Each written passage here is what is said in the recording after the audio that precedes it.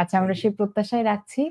যেহেতু আপনি একজন অভিনেতা এবং পরিচালক, তো অভিনেতা হিসেবে যখন সেটে যান, আপনার পরিচালক সত্ত্বা কি উকি দেয়?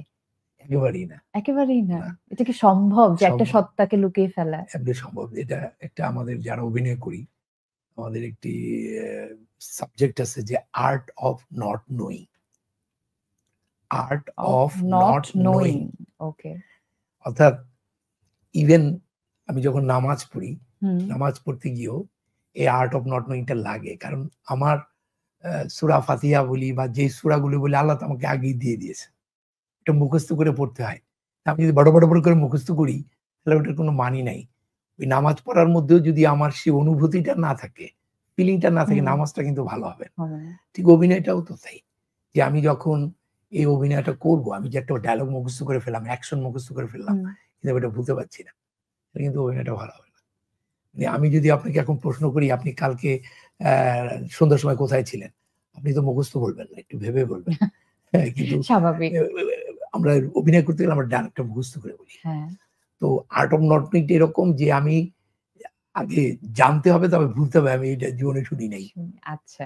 তো সেটাকে সচেতনভাবেই পরিচালক এটাকে সত্তাকে কাজে আপনি লাগাচ্ছে আরকি। মানে লুকিয়ে রাখেন। আমি যখন ডিরেকশন, আমার তো এটা কাজ না। আর্ট অফ নট নোয়িং বলতে আমি কিছুই জানি না, আমি ডিরেকশনের ডিও জানি না। আমি অভিনয় করতে এসেছি। আমার কাছে এরকম যে একটা 12 বছরের আমি একজন অনেক বড় অভিনেতাকে দেখেছি যে তাদেরকে একটি 12 বছরের বাচ্চা ডিরেকশন দিতে পারবে। কারণ বাচ্চাটা হয়তো ভুল বলছে, কিন্তু সে ওটাকে কারেক্ট করে ফেলে। মানে আমার কথা হচ্ছে, এখানে আমি যখন অভিনয় করব, তখন আমি একেবারেই অভিনয়। ডিরেক্টর হিসেবে আমার খুব একটা ওরকম হাক-ডাক নাই। আমার ডিরেক্টরের কোনো চেয়ার নাই। কিন্তু দুটো ডিরেকশন দিয়েই তো আপনি বাজিমাত করে দিয়েছেন। আপনার দুটো চলচ্চিত্র ২৭ টি না ২৮ টি জাতীয় চলচ্চিত্র পুরস্কার পেয়েছে। কি আর বলবো। আচ্ছা, এখানে একটি জার আছে এবং এখানে ৫ টি আপনি দেখতে পাচ্ছেন কাগজ আছে। তো আমি নিজেও জানি না এর মধ্যে কি লেখা আছে। এটা আপনার জন্য অপশন যে আপনি ৩ টি কাগজ তুলতে পারবেন। এবং যেই প্রশ্ন আছে সেটা স্কিপ করা যাবে না। আপনাকে অবশ্যই উত্তর দিতে হবে। এখন এটা আপনি একবারে ৩ টাও তুলতে পারেন, আবার আলাদা করেও ৩ টা তুলতে পারবেন। একটাই তুলি, যেটা একটু চোখে লাগতেছে, সেই কাগজটা দিয়েই তুলি। কিন্তু নিয়ম হলো কোনোভাবে স্কিপ করা যাবে না, উত্তর দিতেই হবে।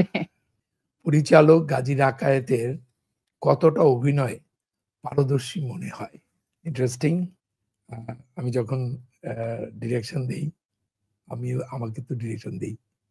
আমি এখানে একটু কিশোর কুমারের একটা গল্প বলতে চাই। কিশোর কুমার প্রোডিউসার ছিলেন, তো উনি হঠাৎ করে উনাকে বলা হলো, একজনকে বলতেছে, জানেন আমার এডিটর আমার কথা শুনে না। বলে, আপনি প্রোডিউসার, আপনি ডিরেক্টর, এডিটরকে বাদ দিয়ে দেন। তাহলেই তো হয়। বলে, বাদ দিব কিভাবে? আমি নিজেই তো এডিটর।